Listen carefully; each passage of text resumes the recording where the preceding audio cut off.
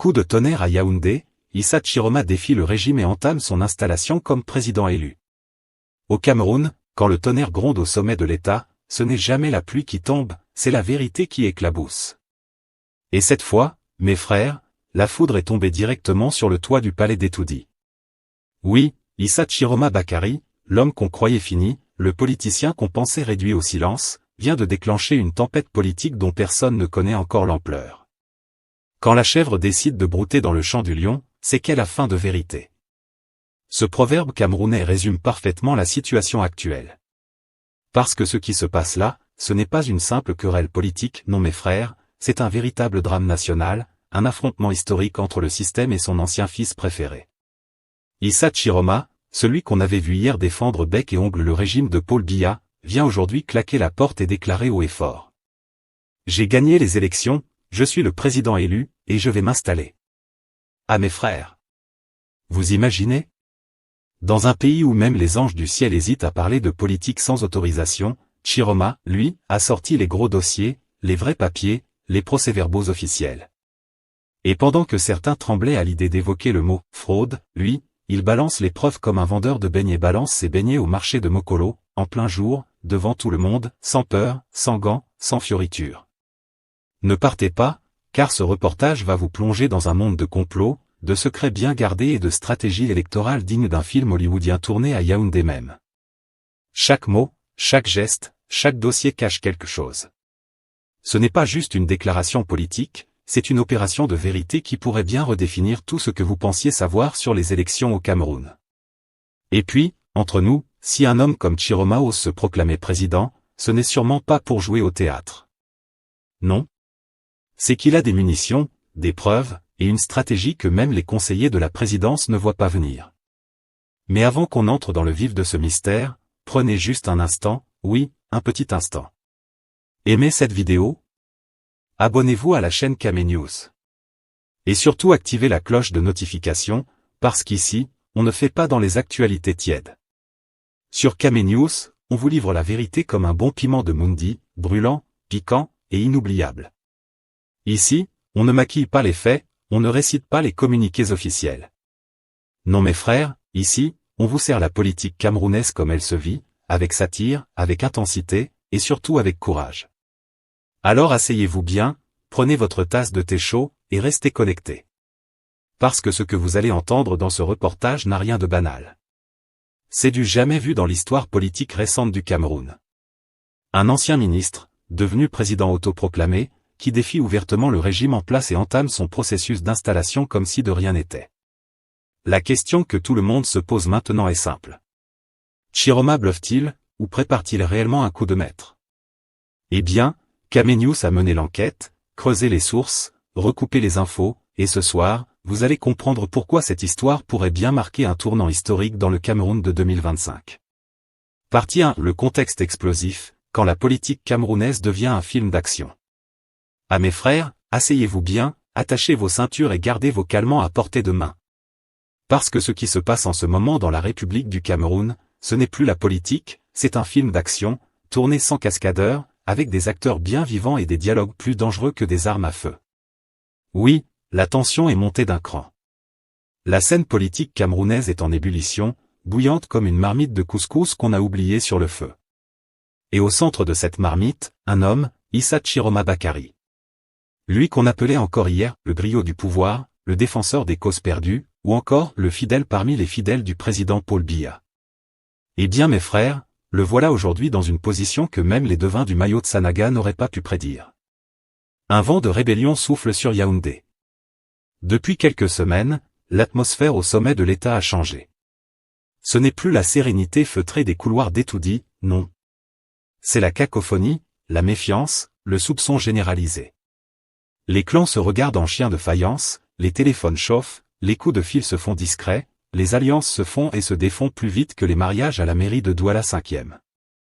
Et c'est dans ce contexte électrique qu'Issa Chiroma a décidé de sortir du silence. Et pas pour dire « bonjour ». Non. Il est sorti avec un dossier sous le bras, les procès-verbaux électoraux, qu'il dit avoir récupérés centre par centre, bureau par bureau, comme un détective qui ramasse les preuves d'un crime politique. Autant dire que c'est le genre d'acte qui fait trembler les murs de la présidence. Parce que dans un pays où les élections sont souvent traitées comme des secrets d'État, voir un ancien ministre sortir publiquement des documents officiels, c'est un peu comme si le cuisinier du palais décidait soudain de révéler la recette d'une dolée présidentielle en direct à la télévision nationale. C'est un scandale. Une hérésie. Une gifle politique en plein visage du système. Un ancien soldat du régime devenu lanceur d'alerte? Et c'est là que le spectacle devient savoureux. Parce que, soyons honnêtes, qui aurait cru que Chiroma Issa, ce vieux briscard de la politique camerounaise, allait un jour se dresser contre le même système qu'il a défendu pendant plus de 2 décennies. Celui qui disait autrefois que Paul Biya était le garant de la stabilité nationale est maintenant celui qui dénonce les manipulations électorales. Ah mes frères! Le Cameroun est vraiment le pays des retournements spectaculaires. Mais attention! Il ne faut pas voir en Chiroma un simple rebelle égaré. Non. Ce monsieur, c'est un politicien avec doctorat en stratégie. Il connaît les règles du jeu, les pièges, les couloirs, et surtout les failles. Quand il décide de publier les procès-verbaux, ce n'est pas un coup de tête, c'est un coup d'échec. Il a étudié la partie, observé les pions, calculé les réactions, et au moment où tout le monde croyait qu'il allait plier bagage comme les autres, paf. Il sort le dossier que personne n'attendait. Un acte audacieux dans un climat de peur. Ce qu'il faut comprendre, mes frères, c'est que dans le Cameroun politique actuel, oser publier un document électoral, c'est un acte de bravoure équivalent à traverser le pont du Wouri à pied à minuit avec une torche allumée. Parce que le régime n'aime pas les surprises. Et encore moins les vérités publiques. Mais Chiroma, lui, a choisi la voie du risque. Il a décidé de jeter la lumière là où d'autres officiels ont plus de pouvoir qu'un serment de pasteur. Il a fait ce que même certains candidats de l'opposition n'osent plus faire, donner au peuple les gens en parlent partout, dans les taxis, les callbox, mes frères, les bars, c'est un salon de coiffure, même au marché depuis des années, les Camerounais sont fatigués d'entendre des « Ah donc Chiroma là, selon nos sources, il a vraiment changé, nous savons que… » Tu es sûr que c'est pas encore une mission du régime parle avec des papiers à la main. Non, il est fâché cette fois-ci, ça se voit dans ses yeux. Bref, le peuple est divisé, mais attentif. Un contexte de trahison et d'alliance à géométrie variable. Il faut dire que le timing de ce coup est tout sauf innocent. Nous sommes à quelques semaines d'une élection cruciale, et le régime est plus fracturé que jamais. Entre les ministres qui ne se parlent plus, les clans qui se battent pour la succession, et les anciens fidèles qui rêvent d'un nouveau soleil politique, c'est le chaos organisé. Et pendant que tout le monde joue à cache-cache dans les couloirs du pouvoir, Chiroma débarque avec ses papiers, comme un huissier venu interrompre une fête illégale. Il ne frappe pas à la porte, il défonce la serrure. Son message est clair, vous m'avez sous-estimé, maintenant vous allez m'écouter. Mais ce geste, au-delà du symbole, réveille de vieux démons. Parce qu'en politique camerounaise, celui qui montre trop de vérité finit souvent par avoir des ennuis avec ceux qui vivent dans le mensonge. Et Chiroma le sait très bien. Mais il avance quand même, avec cette assurance tranquille de quelqu'un qui a déjà vu la mort de près et qui n'a plus peur des menaces administratives. Un contexte électoral explosif. Sur le terrain, la situation est confuse. Les résultats officiels publiés par Elecam ont suscité plus de questions que de certitudes. Les observateurs indépendants parlent de « disparités étranges », les partis politiques crient à la « fraude massive » et le peuple, lui, regarde tout ça avec ce sourire ironique qu'on appelle chez nous le sourire du désabusé. Et pendant que les uns préparent leur recours et que d'autres comptent leur défaite, Issa Chiroma surgit avec un tas de papiers et une phrase qui résonne comme un coup de tonnerre. Voici la vérité que vous cachez au peuple. À mes frères. Dans un Cameroun où chaque mot prononcé en période électorale peut devenir une affaire d'État, cette phrase-là, c'est un tremblement de terre politique. Parce qu'il faut être fou, ou très courageux, pour faire ce qu'il vient de faire. Et connaissant Chiroma, il n'est pas fou. Donc, c'est qu'il est déterminé. Le décor est planté, l'homme du système contre le système lui-même. C'est ici que le drame commence véritablement. Le décor est posé, d'un côté, un ancien ministre avec des documents compromettants. De l'autre, un régime qui n'aime pas les surprises. Entre les deux, un peuple fatigué de croire aux promesses et avide de vérité. Tout est là pour un bras de fer historique. Et quand on connaît le tempérament de Chiroma, on sait que ce combat ne sera pas silencieux. Ce n'est pas le genre d'homme à reculer. C'est un vieux lion du désert, un vrai combattant de la parole, habitué aux tempêtes politiques. Mais cette fois, la tempête qu'il a déclenchée pourrait bien emporter plus que prévu. Parce qu'en exposant des documents sensibles, il n'a pas seulement provoqué ses anciens amis, il a aussi réveillé leurs ennemis. Et dans le Cameroun politique, réveiller les ennemis des puissants, c'est comme jouer avec l'électricité pieds nus. Conclusion intermédiaire, un décor digne d'un film hollywoodien. En résumé, mes chers téléspectateurs, le contexte de cette affaire est explosif. Nous avons un régime sous tension. Des clans qui se déchirent en silence. Un peuple fatigué, mais attentif. Et un Chiroma qui revient au devant de la scène, plus bruyant, plus téméraire, plus dangereux que jamais. Bref, c'est du jamais vu depuis longtemps. Et ce n'est que le début du feuilleton. Parce que quand un homme comme Chiroma décide de parler, il ne faut jamais croire que c'est pour bavarder. Il prépare toujours un coup derrière. Et ce coup-là, mes frères, risque de secouer le Cameroun jusqu'à Etoudi. Partie 2. Pourquoi publier des procès-verbaux? Tactique, droit et communication. À mes frères, asseyons-nous seulement, prenons un peu de pop-corn et regardons calmement cette nouvelle stratégie politique à la sauce camerounaise. Parce que ce que Issa Chiroma vient de faire, ce n'est pas une simple publication de documents. Non. C'est un coup de maître, une balle médiatique bien calibrée, et une leçon de communication politique servie avec sel, poivre et piment. Oui, publier des procès-verbaux, dans le Cameroun d'aujourd'hui, c'est plus qu'un acte administratif, c'est un cri de guerre, une preuve d'audace et un test de nerfs. Et connaissant le vieux renard politique qu'est Chiroma, on sait qu'il ne fait jamais rien sans stratégie derrière. Premier niveau, le message à la nation, je ne parle pas pour parler. Quand Issa Chiroma brandit ses procès-verbaux, il envoie d'abord un message clair et direct, moi, je ne suis pas un plaisantin. Il veut montrer qu'il ne fait pas partie de ces politiciens du dimanche qui crient « j'ai gagné » avec les mains vides. Non. Lui, il a les papiers. Il a les chiffres. Il a les signatures. Et surtout, il a le courage de les publier en plein jour, pendant que d'autres cachent encore leurs documents dans les tiroirs des commissariats électoraux. Dans un pays où la vérité électorale est souvent plus protégée que les recettes d'une dolée royale, publier des PV, c'est comme ouvrir la marmite du chef pendant la cérémonie. Ça choque, ça intrigue, mais ça force le respect.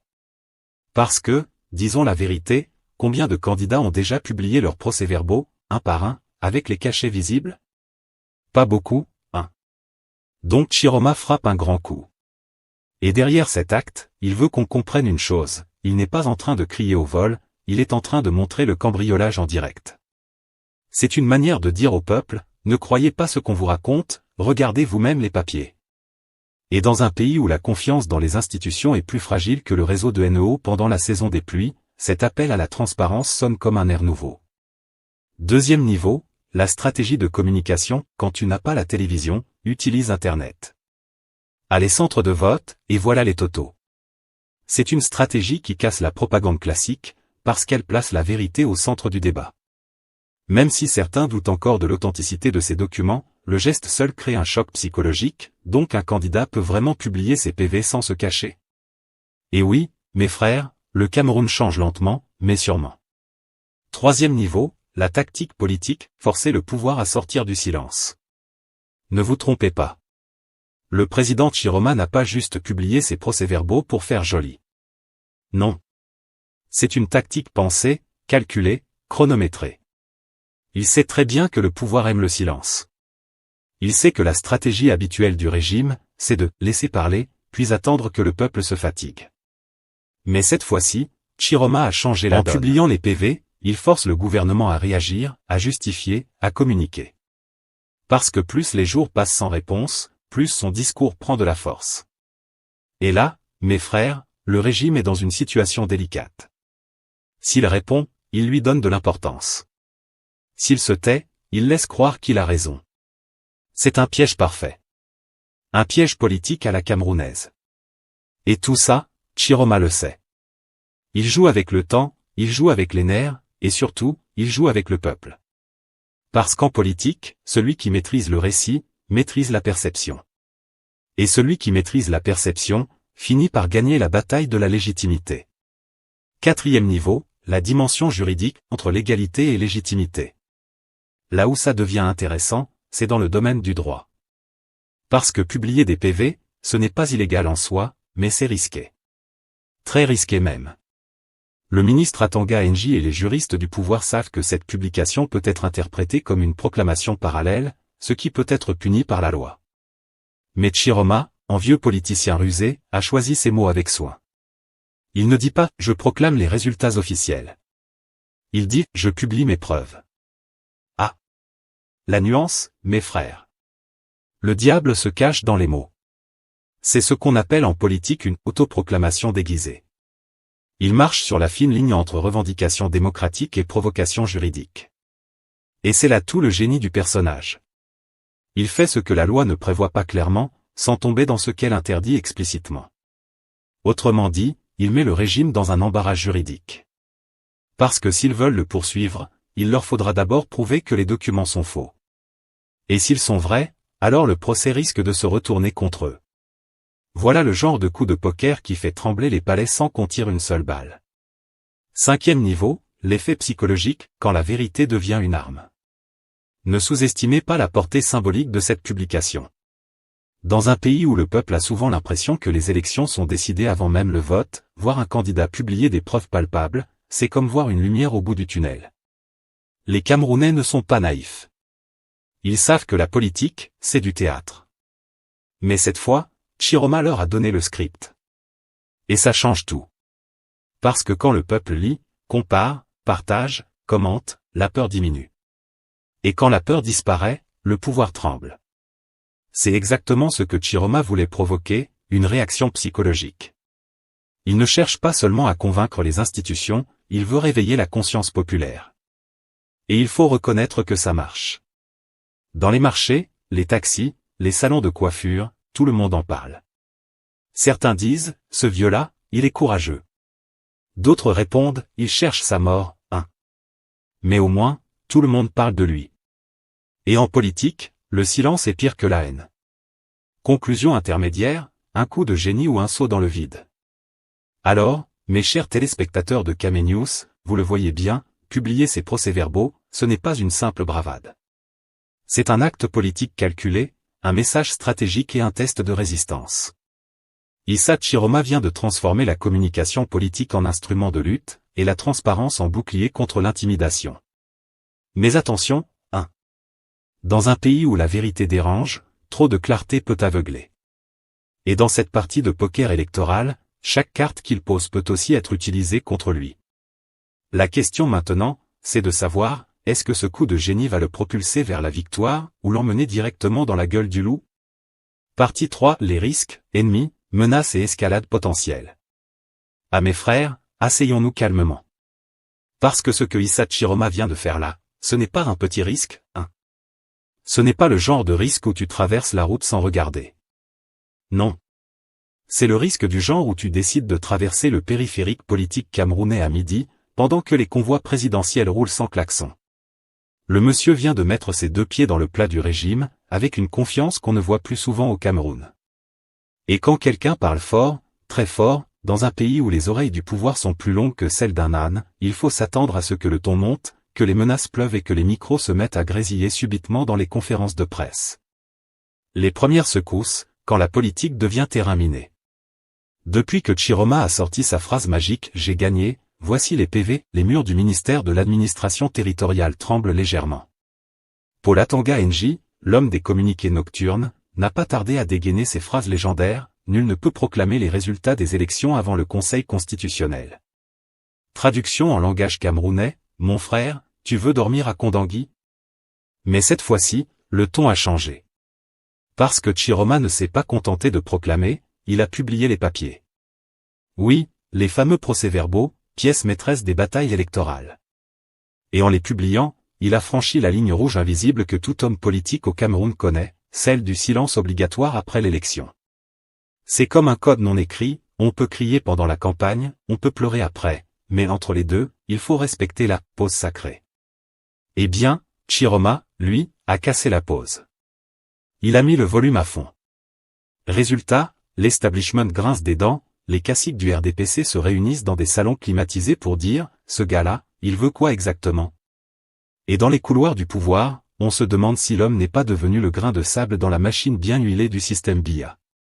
La menace judiciaire, l'arme préférée du pouvoir. Il faut le dire sans tourner autour du pot, dans notre pays, quand tu parles trop, on ne te répond pas toujours avec des arguments. Parfois, on te répond avec un mandat de comparution, ou avec une coupure de courant stratégique juste avant ta conférence de presse. Chiroma, en proclamant sa victoire, a pris le risque d'être poursuivi pour usurpation de fonction ou pour atteinte à la sûreté de l'État. Et oui. Ces deux articles magiques du code pénal que le pouvoir sort quand il veut te calmer sans te frapper. Mais le problème ici, c'est que le monsieur connaît le système mieux que quiconque. Il sait comment les dossiers sortent, comment ils sont montés, et même comment ils sont enterrés. Donc quand il dit, si Atanga NJ ouvre sa bouche, je sors ces dossiers sombres, mes frères, ce n'est pas une menace vide. C'est une promesse avec adresse, numéro de dossier et cachet du ministère. Et ça rend la situation encore plus explosive. Parce qu'en politique camerounaise, quand quelqu'un connaît trop de secrets, on le laisse rarement finir ses phrases tranquillement.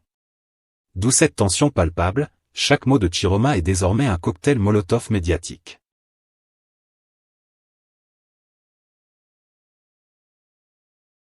La guerre des nerfs, quand les caciques du régime perdent patience. Ah, le Cameroun. Pays où les crises politiques se gèrent souvent avec des silences pesants et des menaces déguisées en bénédictions.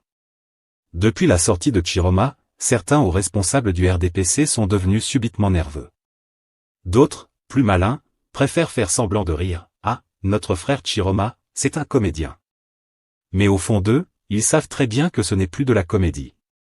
Parce que quand un ancien ministre, un ex-allié du régime, ose pointer directement du doigt un ministre en fonction, sans trembler, sans code diplomatique, sans passer par les métaphores, c'est que le respect de la peur a disparu. Et dans un système où la peur est la première ligne de défense, ça fait très mal. Les réseaux sociaux ont amplifié le tout. Les partisans du pouvoir ont lancé des campagnes de dénigrement, des faux PV circulent ici et là, et les partisans de Chiroma répliquent en postant les vrais documents. Résultat, le Cameroun ressemble désormais à un tribunal numérique où chacun brandit son papier en criant « Voici la vérité ». Et au milieu, le peuple regarde, amusé, perdu, parfois choqué, mais surtout fatigué de ce théâtre politique permanent. L'escalade politique, quand la parole devient une arme. Il faut comprendre que dans un régime aussi centralisé que le nôtre, chaque parole publique est un acte de guerre. Quand Chiroma dit « Je ne céderai à aucune intimidation », il ne parle pas juste au ministre. Il parle au système. Il défie une machine politique vieille de 4 décennies, où le silence est souvent confondu avec la loyauté. Et ce défi-là, mes frères, ce n'est pas un petit vent. C'est un ouragan verbal. Parce qu'il ouvre la voie à d'autres qui pourraient, demain, suivre le même chemin. Il montre qu'on peut parler, dénoncer, prouver, sans attendre l'autorisation d'en haut. Et ça, c'est dangereux pour ceux qui tiennent encore le pouvoir par le contrôle de la parole. Mais attention, trop de vérité d'un coup, dans un pays où le mensonge est un pilier d'équilibre, ça peut aussi provoquer des secousses inattendues. Parce que les institutions, pour se protéger, peuvent durcir le ton. On peut voir surgir de nouveaux décrets, de nouvelles restrictions médiatiques, et même des arrestations préventives pour troubles à l'ordre public. Et dans ce genre de tension, c'est toujours le peuple qui paie les pots cassés. La peur dans les coulisses, quand chacun surveille l'autre. Ne croyez pas que seuls les ministres tremblent. Même dans l'entourage de Chiroma, certains commencent à vérifier si leurs téléphones ne sont pas sur écoute. Parce qu'ici, on sait comment les choses fonctionnent, aujourd'hui on t'applaudit, demain on t'interpelle. Des rumeurs circulent déjà, certains proches auraient été convoqués discrètement, d'autres surveillés, juste pour renseignement. Mais malgré ça, le président Chiroma garde le sourire et multiplie les sorties publiques. C'est là où on reconnaît le vieux lion politique. Parce qu'il sait que dans cette jungle, celui qui parle sans trembler finit par contrôler le récit. Et pendant que tout le monde s'inquiète, lui avance, un PV dans la main, une déclaration dans l'autre, et le regard tourné vers Yaoundé comme pour dire « Je ne fuis pas, je t'attends ». Le risque d'une rupture irréversible. Au final, le vrai danger dans tout ça, ce n'est pas la menace directe, ni même la répression. C'est la rupture du lien de confiance entre le peuple et les institutions. Parce qu'à force de voir les dirigeants s'accuser, les ministres se menacer, et les élections devenir une guerre de papier, le citoyen finit par se dire, donc finalement, on joue avec nous depuis le début? Et quand un peuple perd confiance, il devient imprévisible. Il n'a plus peur des mots, il ne croit plus aux communiqués, il rit même des intimidations. Et c'est là que naît le vrai changement. Pas celui qu'on annonce à la télé, mais celui qui commence dans les cœurs et finit dans la rue. Alors oui, Chiroma a pris un risque colossal. Mais parfois, dans l'histoire, les plus grands bouleversements commencent par une seule phrase, prononcée au mauvais moment ou au bon moment. Tout dépend du camp dans lequel on se trouve. Partie 4. Ce que cela signifie pour l'avenir politique du Cameroun. À mes chers compatriotes, asseyons-nous seulement et observons calmement cette nouvelle saison de la série « Élections à la Camerounaise », le retour du président proclamé. Parce que ce que Issa Chiroma vient de faire, là, ce n'est pas une simple déclaration politique. Non. C'est une bombe stratégique, une gifle diplomatique et une vraie équation à plusieurs inconnus pour le régime et même pour la scène politique tout entière. Le tournant symbolique d'un homme qui défie la peur. D'abord, reconnaissons quelque chose, le monsieur n'a plus peur de rien. Il a pris le micro, a appelé le peuple, a dit « J'ai gagné, voici mes PV, et si quelqu'un n'est pas content, qu'il vienne comparer ». Au Cameroun, où beaucoup préfèrent murmurer que parler, Chiroma vient de transformer la rumeur en preuve papier. Et ce geste-là, mes frères, a plus d'impact qu'on ne le pense. Dans un pays où la vérité électorale est souvent plus insaisissable que le courant de NEO, un candidat qui sort les procès-verbaux avant même la proclamation officielle, c'est comme un élève qui montre sa copie avant la correction du maître. Ça déstabilise tout le monde, le maître, les élèves et même les surveillants. Parce que soudainement, la confiance dans le système prend un coup. Chiroma, en agissant ainsi, a forcé le débat sur la crédibilité des institutions. Il a poussé le peuple à se demander, mais si lui il a ses PV, et qu'il les montre, pourquoi ceux qui ont les officiels n'ont pas encore publié les leurs? Et là, c'est déjà un coup de maître politique. Une stratégie de communication savamment pensée. Ce n'est pas du hasard. Ceux qui connaissent Issa Chiroma savent qu'il ne parle jamais pour ne rien dire. Il a toujours eu le flair des grands coups médiatiques. Souvenez-vous, dans les années passées, il a été la voix la plus bruyante du régime. Aujourd'hui, il utilise ce même savoir-faire, mais en mode contre-attaque. En publiant ses procès-verbaux, il s'auto-investit comme le gardien de la vérité électorale. Et ça, dans un contexte de méfiance nationale, c'est un rôle de messie qu'il se taille. Parce que, soyons francs, le Camerounais moyen aime le franc-parler. Et quand Chiroma dit haut et fort, « J'ai gagné ». Voici les preuves, il active une corde sensible dans le cœur du peuple, celle du ras-le-bol des manipulations. C'est ce qui explique pourquoi son message fait du bruit sur les réseaux, dans les marchés, et même dans les bars de quartier. Les gens se disent, enfin un qui ne parle pas pour parler. Mais attention. Derrière cette communication de bravoure, se cache une partie d'échec politique d'une rare finesse. Car publier ses PV, c'est aussi forcer le pouvoir à réagir, à sortir du silence, à justifier, à corriger, à s'expliquer. Et plus il s'explique, plus Chiroma gagne du terrain médiatique. Vous voyez? Même ceux qui ne le prenaient plus au sérieux sont obligés maintenant de suivre ses sorties avec attention. C'est de la stratégie de communication pure et dure. Le choc des générations et la crise de légitimité. Mais cette affaire n'est pas qu'une question d'hommes. C'est aussi une question de système. Le Cameroun entre dans une phase où le vieux modèle du « silence présidentiel » ne suffit plus. Autrefois, quand quelqu'un criait trop fort, on attendait 2 semaines, la poussière retombait, et le peuple oubliait. Mais aujourd'hui, avec les réseaux sociaux, chaque déclaration devient virale, chaque vidéo devient archive, chaque procès-verbal publié devient une preuve numérique que le monde entier peut consulter. Résultat, la communication verticale du régime ne fonctionne plus. Et Chiroma vient de le prouver. Ce qui est encore plus ironique, c'est que c'est un ancien pilier du régime qui met à nu les faiblesses de la machine dont il a longtemps été le porte-voix. C'est comme si l'élève décidait un jour de corriger le maître. Dans ce sens, l'avenir politique du Cameroun se dessine autour d'un mot, la redevabilité. Les dirigeants devront désormais expliquer, prouver, dialoguer. Fini le temps où les décisions tombaient d'en haut comme la pluie de Yaoundé. Aujourd'hui, tout le monde a un smartphone, tout le monde filme, partage, analyse. Le peuple observe, rit, mais comprend. Et quand le peuple comprend, même la satire devient arme de vérité. Le spectre de la transition et la peur du changement. Le geste de Chiroma, qu'on l'aime ou pas, ouvre un débat national sur la transition politique. Si effectivement il détient les preuves d'une victoire réelle, alors la question n'est plus seulement qui a gagné, mais que faire maintenant? Le régime, qui se préparait tranquillement à la continuité, se retrouve soudain face à un mur de contestation documentée. Et là, mes frères, ce n'est plus la comédie politique habituelle. Parce que quand les preuves sont sur la table, le mensonge devient plus difficile à défendre. Si les PV de Chiroma tiennent la route, le pouvoir sera obligé de composer avec une nouvelle réalité, celle d'un homme qui ne parle plus en tant qu'opposant, mais en tant que président revendiqué avec documents à l'appui.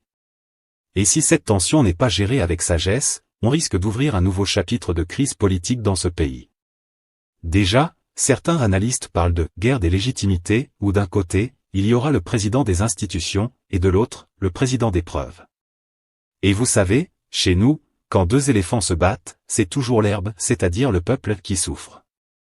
Vers un Cameroun de vérité ou un Cameroun de peur? Au fond, cette affaire pose une seule grande question, le Cameroun veut-il devenir un pays où la vérité des urnes compte vraiment, ou restera-t-il un État où la peur et les pressions décident du vainqueur? Parce que si on punit la transparence, on tue la démocratie. Si on ridiculise celui qui apporte des preuves, on détruit la confiance du peuple. Et c'est là que Chiroma joue une carte dangereuse mais historique. Soit il devient un symbole de courage politique, soit il devient la prochaine victime d'un système qui n'aime pas qu'on dévoile ses coulisses. En conclusion, Issa Chiroma a franchi une marche symbolique et risquée, celle de la preuve publique. Il a misé sur la transparence et la provocation, au risque d'une escalade judiciaire et politique. Le pays regarde, les institutions sont sur la scène, et la société civile espère que la loi et la vérité l'emporteront.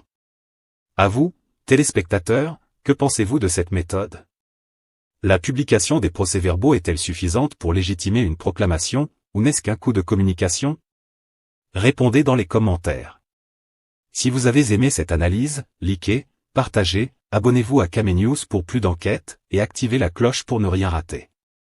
Ici, on garde le ton satirique, mais on respecte toujours la vérité. Restez vigilants, restez curieux et surtout, parlez-nous, votre voix compte.